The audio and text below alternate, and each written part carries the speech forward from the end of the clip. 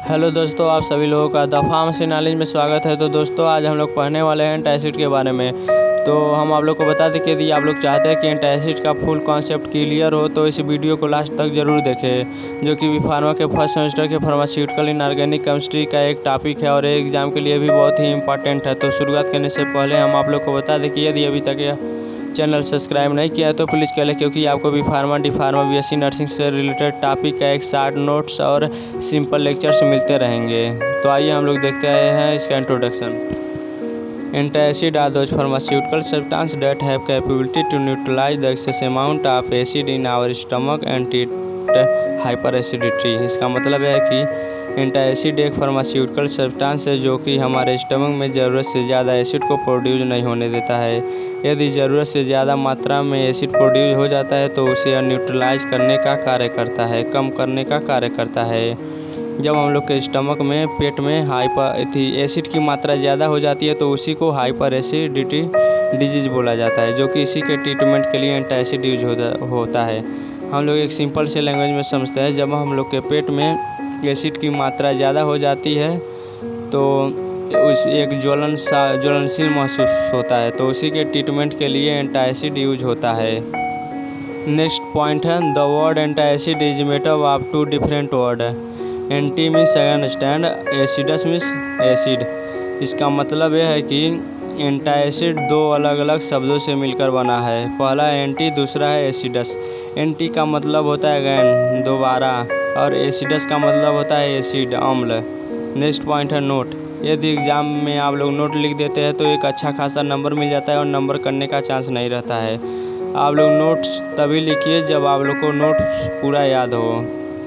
The pH of the stomach range from 1 to 7। हम लोग के स्टमक का पीएच रेंज जो होता है वो 1 से 7 तक होता है। When the stomach is empty the pH will be 1 to 3। जब हम लोग का स्टमक खाली रहता है, उसमें भोजन नहीं रहता है, तो उसका पीएच रेंज 1 से 3 तक होता है। वाइल, जबकि when the food will be ingested the pH of stomach will raise to 5 to 7। जब हम लोग के स्टमक में भोजन रहता है, फूड रहता है, तो हम लोग के स्टमक का पीएच रेंज होता है 5 से 7 तक होता है। अब हम लोग देखेंगे टाइप ऑफ एंटासिड। एंटासिड कितने प्रकार का होता है। The antacid are classified as systemic antacid and non systemic antacid. Antacid जो होता है वो 2 प्रकार का होता है, सिस्टमिक एंटासिड और नॉन सिस्टमिक एंटासिड। तो सिस्टमिक एंटासिड में आपका आता है सोडियम बाइकार्बोनेट और सोडियम सिट्रेट, और नॉन सिस्टमिक एंटासिड में आपका 3 आता है, magnesium hydroxide and aluminium hydroxide and magnesium trisilicate आता है। अब हम लोग देखेंगे ideal properties of antacid. Antacid के कौन कौन से आइडियल प्रॉपर्टीज होते हैं। तो पहला पॉइंट है, an ideal antacid must work fast and for long time. इसका मतलब है कि एंटासिड एक लंबे समय के लिए और बहुत ही फास्ट काम करते हैं। The pH of an ideal antacid must lie with in the range for 4 to 6। जब हमारे स्टमक का जो रेंज होता है, पीएच रेंज होता है, वो 4 से 6 होता है, तो एंटासिड का यूज होता है। नेक्स्ट पॉइंट है, इट शुड इनहिबिट पेप्सिन।